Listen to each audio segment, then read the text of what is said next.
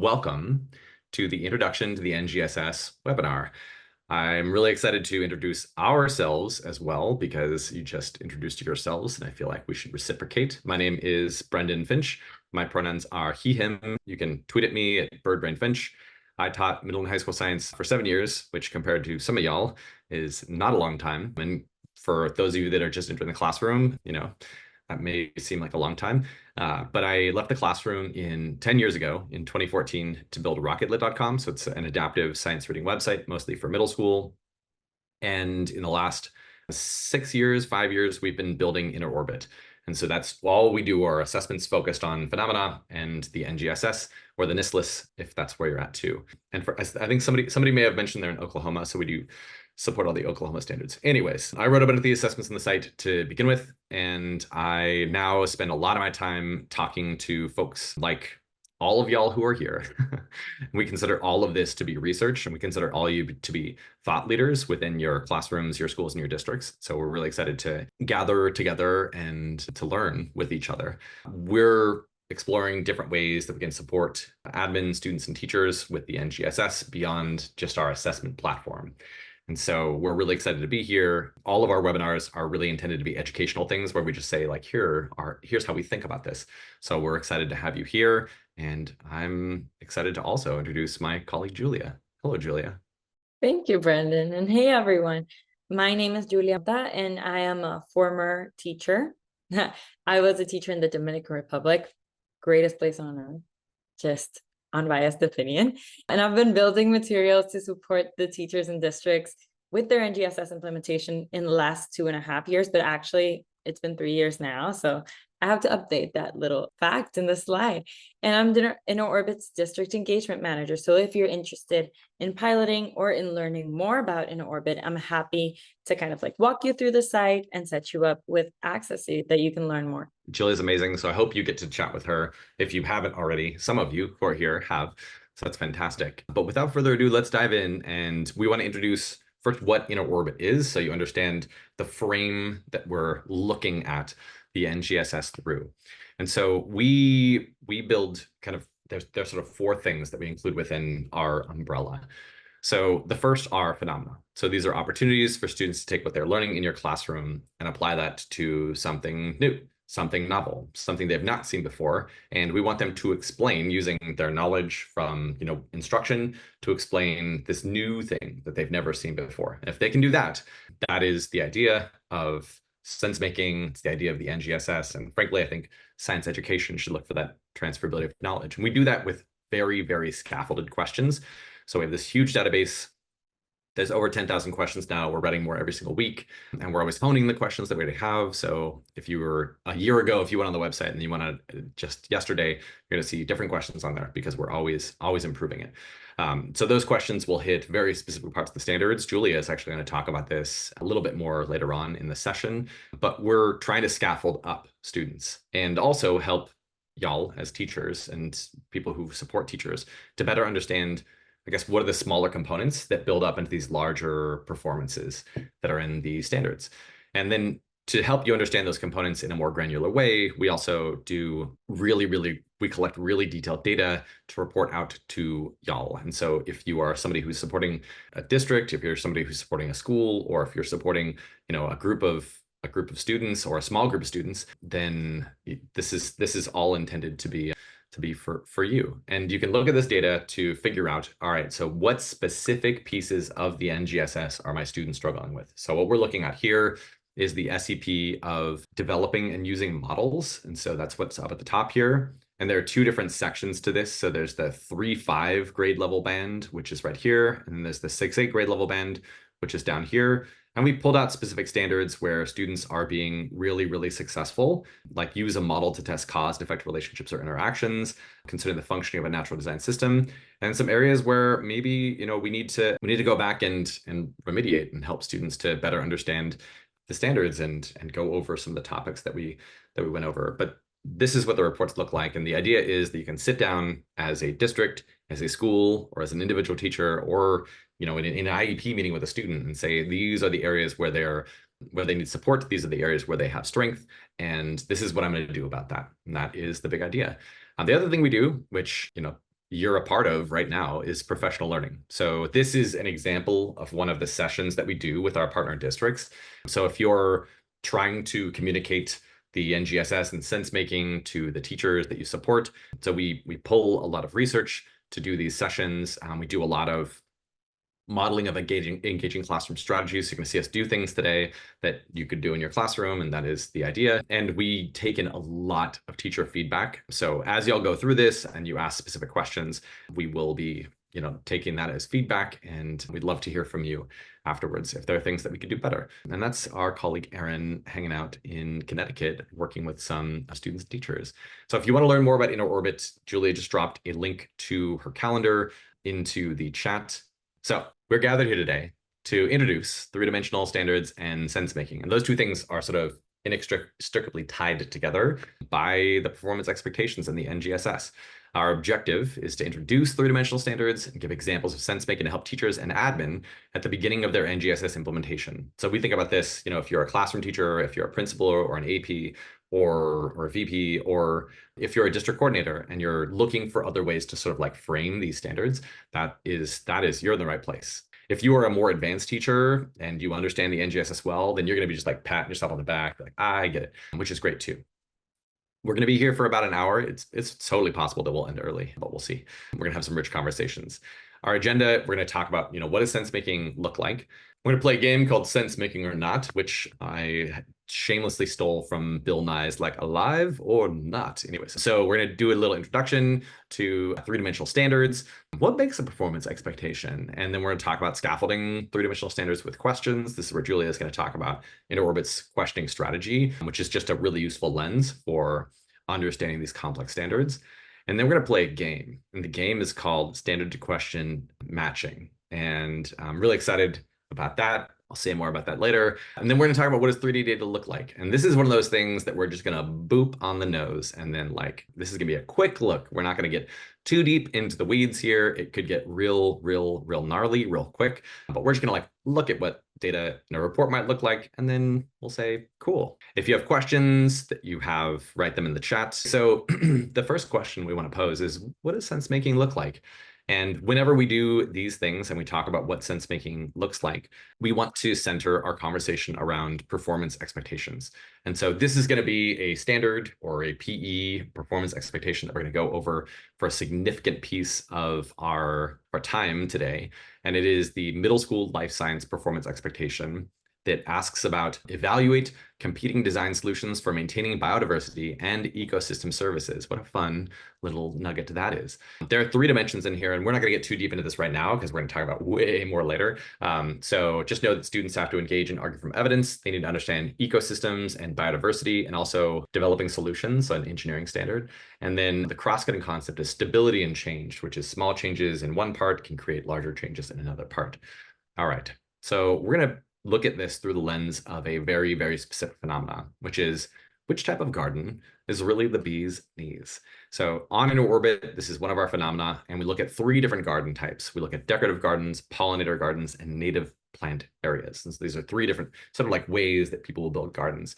We give students a table and a couple paragraphs of information about this. There's actually more information in the real phenomena than we have here, but to save you all from reading lots of different stuff, we're not going to go over that. So this talks about the maintenance, the cost, the environmental impact, the time to establish, best for protecting pollinators as 3 different ways to look at this.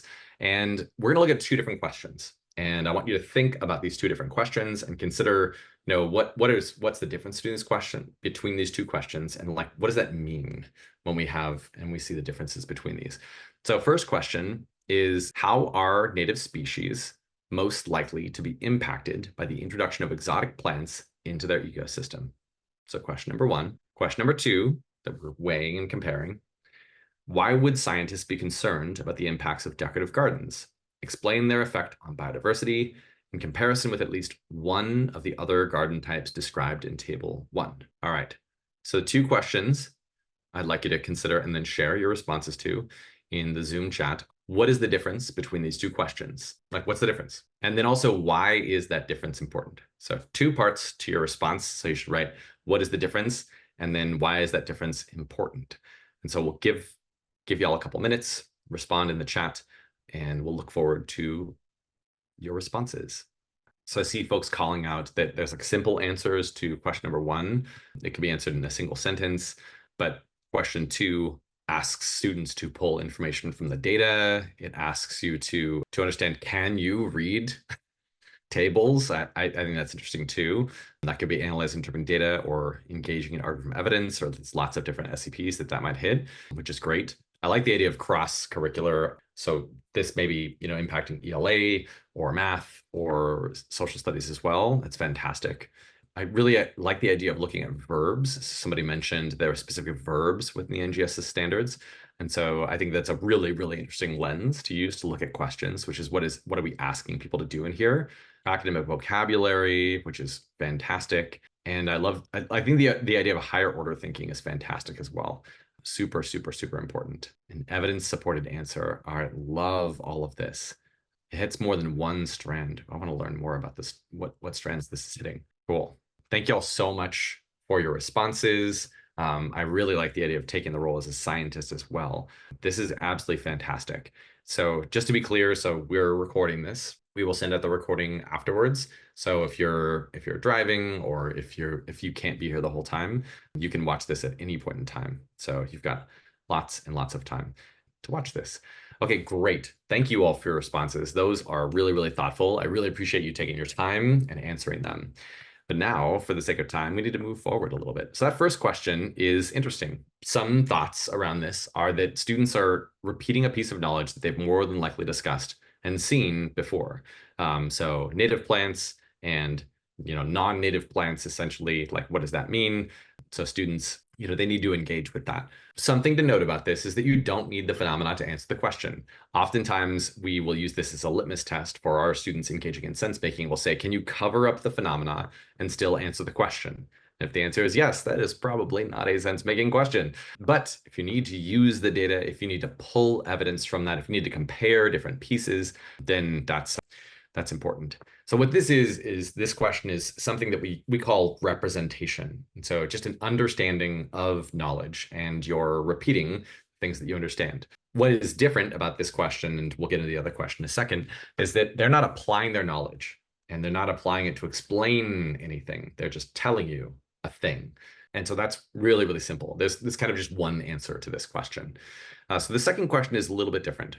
So what this, enables and allows and provides students with is they need to analyze this novel and highly specific phenomena. So they need to look at these different garden types. Unless they're really into gardening, they may have never thought about all of these things before. They need to engage in argument from evidence, as many of you called out. They need to pull evidence from the table.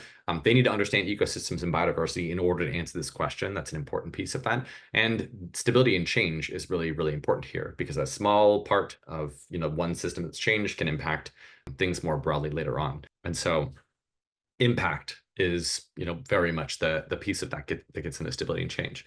And what this is it's leveraging all three dimensions to grapple with a novel situation. So this is sense making. These are the phenomenal things that we are looking for you to offer students when they are engaging in sense making. And so this is all just like a baseline of understanding for before we even get into three-dimensional standards. We just need to talk about like what is sense making, because this is this like kind of like topic that is sort of embedded within the NGSS. But in our minds, if you don't understand sense making, it's very difficult to grapple with these standards, because the idea of them is that students are seeing things they've never seen before. More specifically, I guess, like what are the criteria for that sense making? Like how can we tell if something is sense making or not? Well, our friends at Achieve, who are folks that work with state partners to write the NGSS standards, build some criteria. And so some of the things that we saw from them are what assessments should look less like, and then assessment should look more like. So assessment should look less like where students are representing exactly what they've already learned and experienced, where students are explaining a phenomena or addressing a problem students fully understand, and where they're providing just a factually correct or incorrect answer. So that question number one hits all of those things.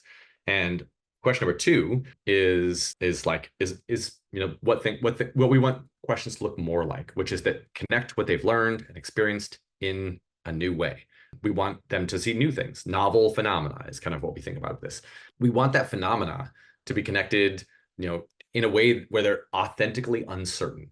Like genuinely students don't know the answer and they have to figure it out. And you may know the answer, but like students need to have to grapple with it. We use the word grappling, which is really important. And finally, that assessments should look more like making your thinking visible. And so this means evidence-based reasoning. So that question allows you to pull evidence, but that could also be through models or explanations, arguments, investigation plans, questions, and predictions. Those are ways where you're not just saying, I know this thing, but I think, and the reason I think that is because of these models, this data, like these different arguments, these investigations, are these questions or predictions. So that's really important. So whenever we see this, it's really, really useful, but we want to help to like bring things, crystallize things so that you can take the really, really complex parts and like look at it in a more crystallized fashion. So we went through this and sort of like simplified this a little bit more so that you can use this as your criteria. And so first, are students regurgitating lesson content? Did you teach them about a thing and then ask them a question about that same thing? All right. Are you asking them about familiar phenomena? So as far as sense making is concerned, students should be looking at some novel phenomena. So if they fully understand it, that they are not engaging in sense making. So they need to look at something that is new. And in addition, is there a yes, no answer? Is this just a factually correct or factually incorrect answer? And if so, then assessment should look less like that. Now, this isn't to say that you should never have questions that are like this.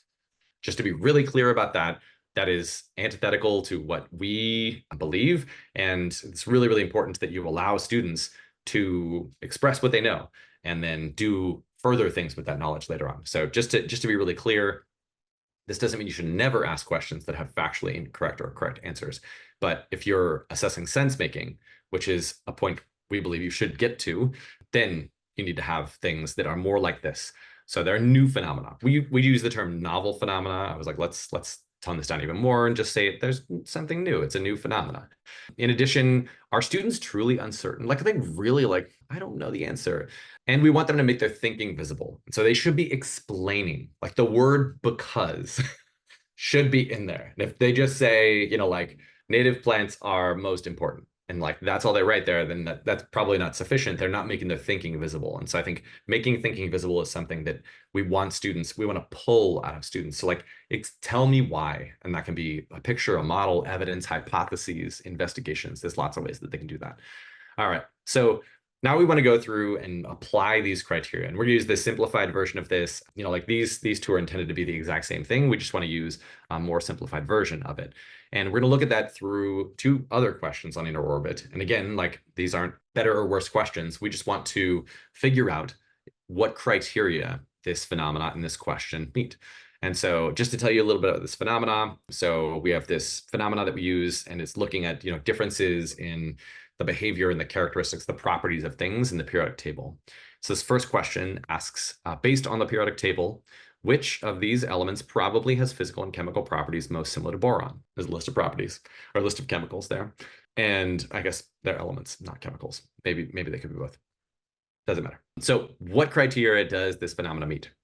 So does this look more like assessments look less like, or these things that the phenomena should look more like, or assessments should look more like? So what we think, yeah, less. I see people writing. Okay, cool. Yep. All right. So easy one. We're gonna have harder questions later on. I just want you don't rest on your laurels. Like we're gonna have some harder questions. So this is what what assessments should look less like.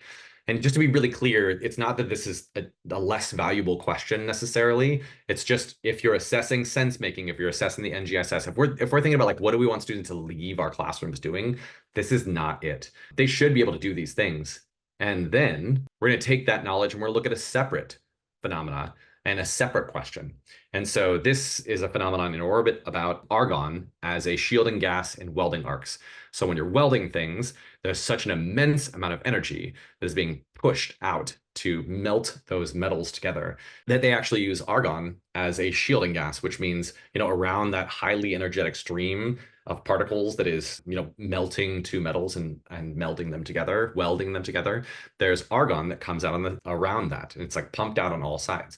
It's helpful because, there's a lot of oxygen in the air. And yeah, so what we want students to think about is we want, say, predict another element that could be used in welding arcs similar to argon. Identify what properties are similar and how patterns in the periodic table can be used to justify your response. Let's look at the criteria here. Is this more of what assessments should look less like, or of what assessments should look more like? Bonus points if you write why. Look at all these extra points we're going to be assigning. Thanks, y'all. That's great. Yeah, I really like the idea that this hits both of those things. The periodic table, any questions you have with the periodic table should probably reference the periodic table. It's a standard for students to understand the periodic table. But what we're looking for them to do with that knowledge is way more than just say, I know about the periodic table. We want them to yes and all of those things. So I really like the idea of like, predicting properties, patterns, justifying great verbs in here, several pieces of information to justify their answer. That's fantastic. A new phenomena is very, very, very important. Yeah, and you're not just saying, I know that there are groups and I know that, like elements within a group have a specific set of patterns. Instead, we're saying, okay, so why? And explain what other things align to that. So I love it. Thank you all so much. Great responses on this. So yeah, probably not surprised to hear that this aligns to what assessments should look more like. And so that's what we're looking to get to. So in order to understand that these performances, and so what we just went over was really just the introduction to sense making. What does it mean for students to be making sense of a phenomena? And now we're going to start to move from what is sense making into what are these three-dimensional standards. So we're going to talk about that through the lens of that same standard that we looked at earlier. And first, we want to define what these things are. So the three dimensions, whenever we talk about things that are 3D, we are not talking about things, if you do this with your hands, that's not it. So three-dimensional standards involve three different pieces that come together in these standards to make them, much more complex, much more rich, and much more authentic. So the first are disciplinary core ideas. So those students don't need to memorize everything. They do need to know some things. These are core ideas, really, really important things. Like the periodic table there's a bunch of patterns in the periodic table. And you understand those patterns are based on, like properties and characteristics, electronegativity, this valence electrons, it's like a bunch of stuff that's sort of like woven within the periodic table. And you need to understand that in order to, be able to apply that knowledge. So that's important. But what the NGSS layers onto that knowledge is that now you need to use these science and engineering practices. What do scientists do? What do you want students to do with that knowledge? That's really, really important. And making this explicit so that we're not all just having students do posters and gallery walks for everything, but instead we're having them, like use models. We're having them engage in an argument. We're having them construct explanations. We're having them, design solutions. There's a bunch of different ways that we want them to do things with their knowledge. And the last part, and this is, I think, equally as important as the science engineering practices, is like, how are we looking at these different phenomena? So the cross-cutting concepts, we have how students think on here. I like to think about them as lenses that students use. Like what patterns do I see here? How does structure play into function here? And you can use two lenses at once, or usually we just want students to be really specific. How does scale come into play? What scale do I need to observe this system in order to explain it? So that's what the three dimensions are. And those things are meant to be used to explain the why and how of a novel phenomena. And so what is a phenomena? What does that even mean? So phenomena are observable events that occur in the natural world. And there are things that we want students to see, like this is a real thing that's happening. And we want them to use their science knowledge, their science and engineering practices, and that conceptual thinking, those cross-cutting concepts, to explain or predict the why or how. It's not just that this happens, but this is why or how that thing happens. If we allow students to engage in novel phenomena, so in instruction, like, use something that's familiar, but at the end, we want to show mastery of those three-dimensional standards. And so what this can look like is students, showing that students can transfer what they learned to the real world. So we need real data, real sets, real data sets, real things that they've never seen before. And in addition, we want to build scientists that can we want to build citizens that can do this, like future people who can take what they've learned and apply it to these new things. And if we're able to do that, then we're providing students and honestly society with rich skills that they can apply to the world beyond your classroom, which is great. So that's great. Now let's talk about this through the lens of a performance expectation. So this is what a performance expectation looks like, but I'm not going to dive into all of these things first. We're just going to focus on that top piece right there. That top piece is really important. So this is a middle school life science performance expectation. It's the same one that we looked at earlier. And it says students who can demonstrate understanding can evaluate competing design solutions for maintaining biodiversity and ecosystem services. Okay, neat. But how do those three dimensions come into play into that? Well, so that evaluate competing design solutions is the science engineering practice. They're engaging in an argument. They're evaluating these different solutions. And from that, they're looking at how this can maintain. And so that maintaining is that stability and change. How do these small things help to, like what kind of impact do those have? And then that biodiversity and ecosystem services is getting at these other pieces. Now, obviously, the design solutions is part of the DCI. You could say, like, biodiversity and ecosystem services are a part of the cross-cutting concept of stability and change. There's a lot that you can interpret in here, but the big idea is that these standards sort of like they put together, they weld, is what I was going to say, each of these 3 dimensions into this one coherent statement. And so we're able to take these standards and say, all right, so we're combining students' content, we're telling them what they should do with it, and then how they should think about or look at this specific thing. And so what that looks like in a question is we can take one of these questions, and this is one of the 3D questions we have around the standard, and say, like, why would scientists be concerned about the impacts of decorative gardens? Explain their effect on biodiversity in comparison with at least one of the other garden types described in Table 1. We can take these questions and we can sort of like place those colors upon these words and say, why would scientists be concerned about the impacts? Like, what is this impact? Like, how do small things impact the scale and the scope of the system? Decorative gardens and their effect on biodiversity, that's the content that students need. And then in comparison with at least one other type described in Table 1. So we reference the table, we say you need to pull data from this table and compare these things. That's that engaging in argument from evidence. And so here, students, we take that 3-dimensional standard, that SEP, that DCI, and that cross-cutting concept, and we can see how all of those things can come to life within a question. And these are those phenomenal questions that we want. So when you're evaluating your questions, when you're evaluating an assessment, and you want to figure out, like, is this actually 3-dimensional? This is a great thing to do. And I think in some workshops, teachers will do this. They'll take like a blue, an orange, and a green highlighter, and they'll try to highlight parts of the sentences within the question and say, like, does this hit the DCI? Does this hit the SEP? Does it hit the cross-cutting concept? And if it doesn't, then maybe that's going to scaffold up to something that will hit those 3 things. And speaking of scaffolding up to something that hits those 3 things, I'm now going to pass over to Julia, and she's going to talk about kind of like the in-orbit thesis for scaffolding up to that that ultimate sense-making task with different question types. And so now we're getting a little bit more into, like, what does inner orbit look like? And we're moving a little bit away from what is sense-making, what are the 3D standards. We do think that this is going to help you understand those 3-dimensional standards even more. And initially, we're going to explain things to you, but then after Julia's section, we're going to have you try to explain some things to us. So I'm excited about that. So over to you, Julia, to talk about scaffolding 3D standards with questions. Well, thank you, Brendan. And I know we've seen the difference from what a content-only question looks like when they're representing their knowledge, when students are representing, versus when they are actually making sense of the phenomena and when they're actually engaging with it. So in the next slide, we're going to see how, now that we've established this difference between these things, we're going to see how we can bridge that gap between content-only questions to these 3-dimensional questions slowly. So we do that with 2-dimensional questions. And these questions provide more detailed information with separate data for both the cross-cutting concept and the SEP. So we're intentionally isolating these 2 dimensions just so that we make sure that we can see how students can perform in each of them individually. So let's see how we would do that with the same phenomena that we were just talking about. So going back to it, this is the phenomena that we were sharing with students initially, and it is a highly specific scenario. I want to highlight that it is a highly specific scenario that students are probably not familiar with. So in this case, this phenomenon dives into the concerns that ecologists and biologists have expressed about the effects of large decorative gardens filled with non-native plants and their impact in biodiversity.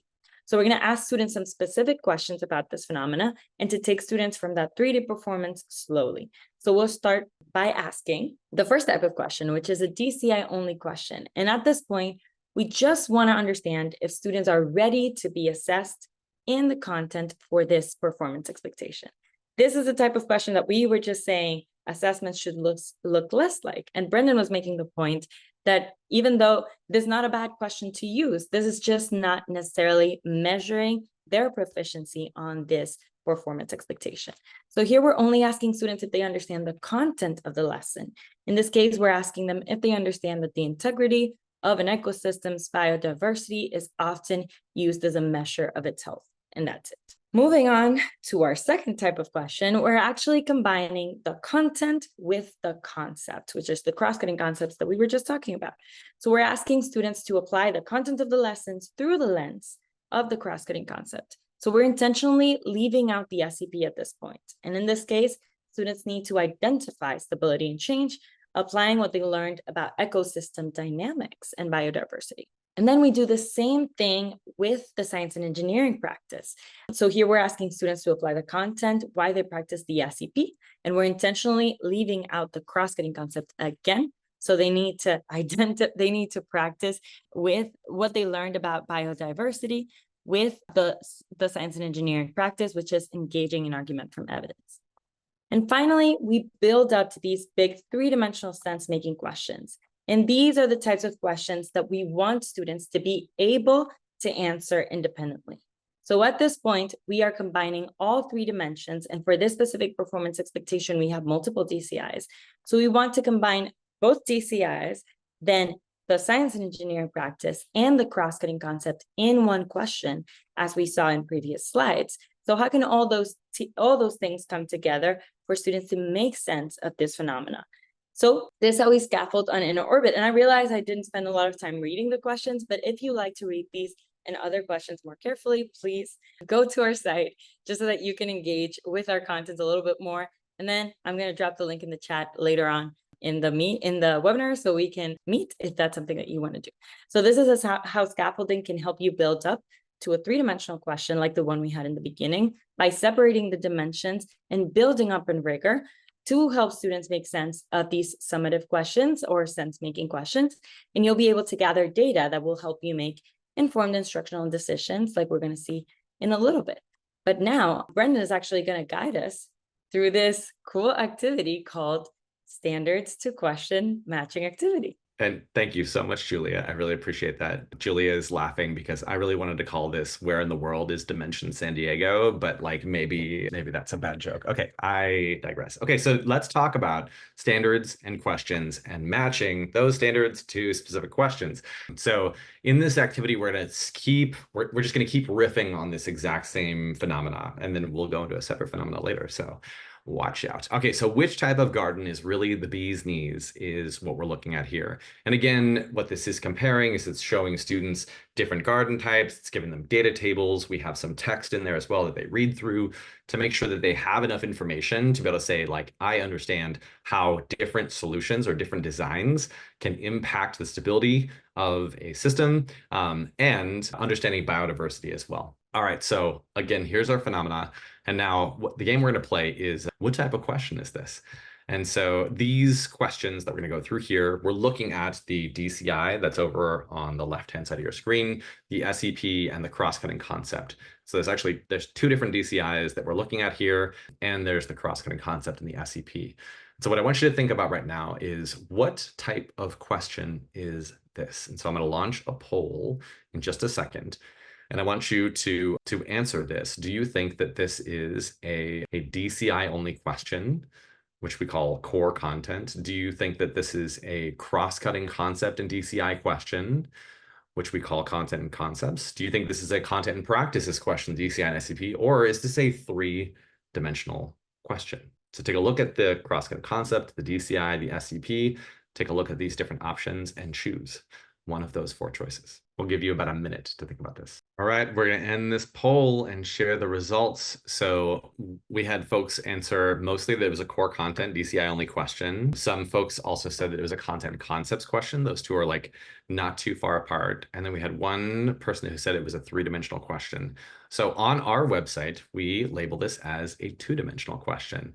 So the DCI is in there because you need to understand how these different parts are related, and the content and the cross-cutting concept of stability and change, where if you make a small change to one part of the system, which is protecting pollinators, that's going to have an increase in the variety of plants in the area because you're going to have a lot a lot more options for pollination and thus more opportunities for different plants to grow and thrive. Okay, great job, y'all. Okay, so we're gonna do that same thing, but again, so if you're like, hey, like he said that thing and I don't know about that, so you have another opportunity here to try again. So what type of question is this? So the question says, which type of garden is most likely to change the local ecosystem the least? So pollinator gardens, none of the garden types, native plant gardens, decorative gardens. So go ahead and choose whether you think this is a core content, so DCI only, a two-dimensional question with the cross-cutting concept or with the SCP, or a three-dimensional question with all three together. And if you have thoughts as to why, you can write those in the chat. That'd be super interesting to see. All right, great. Ooh, let's look at these results. So I see 25% of you chose DCI only, 15% chose cross-cutting concepts and content, 30% chose both the DCI and the SCP, and the DCI, SCP, and cross-cutting concept. And guess what? One of those groups is right, is the DCI, SCP. So because students need to pull evidence from the table that we give them, this is not just a DCI only question. They need to do more than that. Now, what we didn't talk about is how a small change in the system impacts a larger part of the system. So we labeled this question as a DCI SCP question. So we're just asking about, do you understand how biodiversity is impacted by the data in the table? And that's evidence that needs to be pulled in order to do that, which is why it's not just a content only question. They need to pull data from the table. They need to engage in an argument from that evidence. So there needs to be evidence that is pulled in order to answer this question. All right, great. One more before we move on from this phenomenon. And this question is a little bit different. So this question says, the biodiversity of an ecosystem can give us a good idea of blank. So I'm going to relaunch the poll again. Is this a DCI only question, a DCI cross-cutting concept, a DCI SCP, or it's a DCI cross-cutting concept and SCP question? Great job, y'all. All right, responses came in real quick on this one. I love it. Good job, y'all. All right, take 2 more seconds. If you're between choices, choose one. All right. So what we have is an overwhelming number of you chose DCI only, which, spoiler alert, that is exactly what we dubbed this as. We did not say it's a content and concepts question. We didn't say it's a content and practices question. And it's not a three-dimensional question because, again, if you can cover up the phenomenon and answer the question, students are not engaging in sense making. And so really, really important part is if you don't have to look at the data table, if you don't have to look at any of the content in there, that this can't be a three-dimensional sense making question. It can only be a 1 or 2-dimensional question. And because you're engaging in argument from evidence, students must be pulling from the data tables in order to answer this question. They don't need to do that in this. They just need to understand what biodiversity can give us a good idea of, and that's it. Cool. Great job, everyone. Awesome. Okay, so because we're looking for transferability and sense making here, we are going to engage in that same exact thing, but with a different standard and with different phenomena, because that's what we're here for. So we're going to look at a middle school physical science standard. So if you were a physical science teacher and you were like, rats, they keep using this life science standard, you're in luck. And if you're an earth science teacher, I'm sorry, we don't have any examples for you in this, but if you go on inner orbit, there are hundreds of them. So this standard asks students to develop and use a model to describe that waves are reflected, absorbed, or transmitted through various materials. The SCP is developing using models. The DCIs involve wave properties and behavior of waves, so like how light interacts with different things. And the cross-cutting concept is structure and function, which is like a really interesting cross-cutting concept to pair with waves and with developing using models. The standard that we're going to, or the phenomena we're going to look at is smart glass. And so this stuff's really cool. This is real. This really, really exists.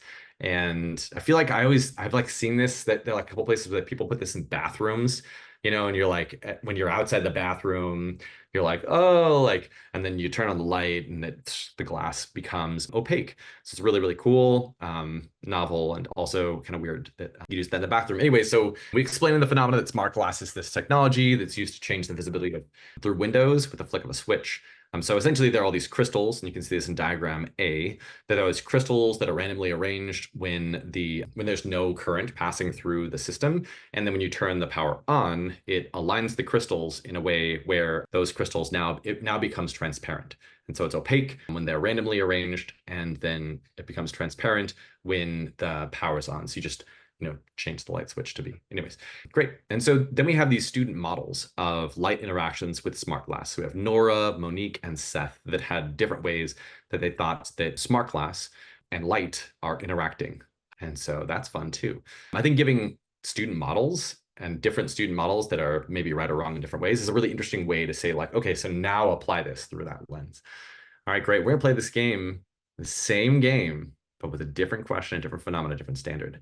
So what I want you to do is think about what question is this? And again, the SEP is developing using models.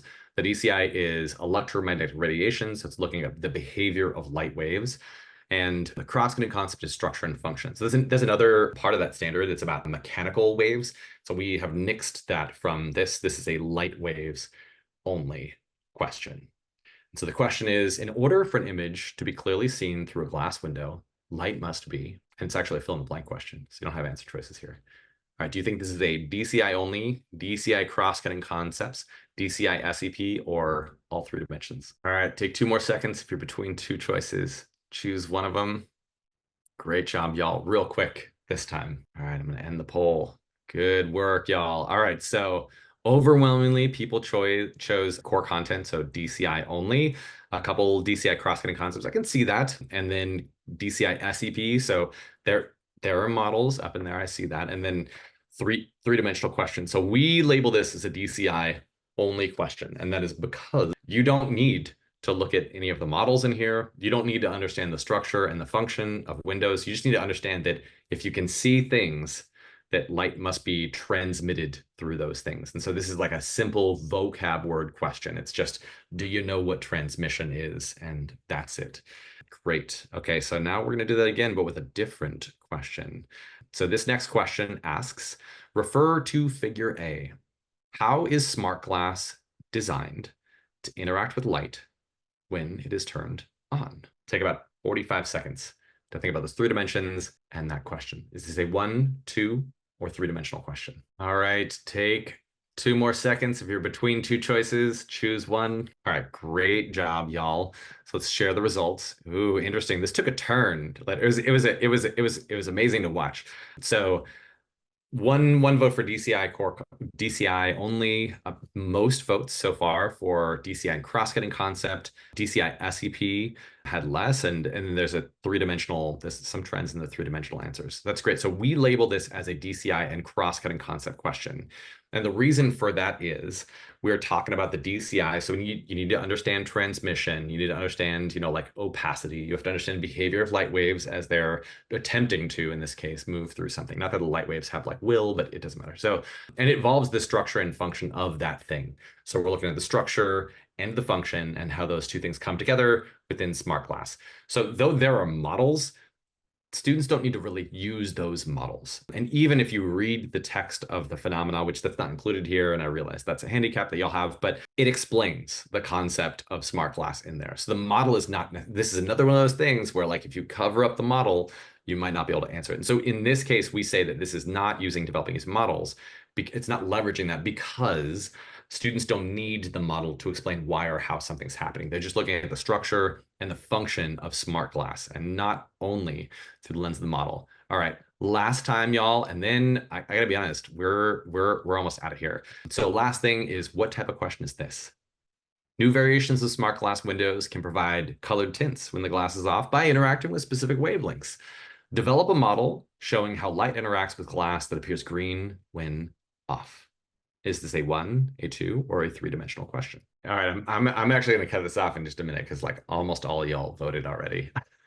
So that was fantastic. Great job. So yeah, you're right. This is a 3-dimensional question. So this question asks students to develop models. They need to understand how the structure and function of that smart glass will yield the behavior of the electromagnetic radiation, those light waves that we're looking for so that they appear green when off. So great job, y'all. Excellent, excellent, excellent. So I guess the last thing to wrap this up is that with questions like that, these are all, just to be clear, these are all questions from Inner Orbit we just pulled to show y'all what does that data look like. And so I just want to give you a little sample of what that looks like really, really quick. And so if we ask questions like this, we can gather rich 3-dimensional data. And so now we know where you can leverage your precious time. So is it with a DCI? Is it with an SEP? Is it with a cross-cutting concept? Is it with just two of those, or just one of those, or all three of those things together? We want to build upon student strengths. We want to support them with those things.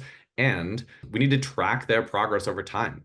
3D data is evidence for growth. And as we build a picture of students and ask more questions about different content areas, different SCPs, different cross-cutting concepts, then we can focus our analysis in just one thing, or say, like, this is what we're moving the needle on. It's analyzing, interpreting data. So we're going to build 4 assessments on that throughout the year. That's all I care about. Don't do anything else. And that's great. Or you can say, let's gather all the data and look at that. So what does 3D data look like? So if you're using InterOrbit and you're asking questions about these different standards, so this is like the super zoomed out view of what the data looks like. This is an introductory webinar, so we don't want to go like too far into the weeds here. But we can look at different DCIs, we can look at different cross-cutting concepts, we can look at different SCPs, and then on the website, you can actually expand those things out and see additional information about each of them. So what pieces of PS2A at the 3, 5, 6, 8, or 9, 12 grade level did students struggle with? What aspects of those SCPs? What are the particular elements, the smaller parts of the cross-cutting concepts? And so those are all different ways that you can see data on InterOrbit. And this is just a quick little boop on the nose as promised about that. And with that, we're going to wrap it all up, everybody. Thank you so much for being here with us at this introductory webinar. This is how Julie and I feel when we get to talk to people about the NGSS. We really like this stuff. So thank you for being here. If you would like to learn more about InterOrbit or try it out, yeah, thank you so much. You can also follow us on social at InterOrbit.edu or at InterOrbit NGSS, and then also subscribe to our YouTube channel. So this video and lots of other webinars and videos are posted on there. So if you go to our YouTube channel, go check that out. And you can also email us. And this is how we feel when you send us emails. Like, we really like to get them. So thank y'all so much for being here. If you'd like to find time to chat with us, that's awesome. If you're just here to like learn, that's fantastic as well. We're grateful for you taking a slice of your day, a slice of your professional time and spending it with us. So thank you so much for everybody. And I hope you have a beautiful rest of your day.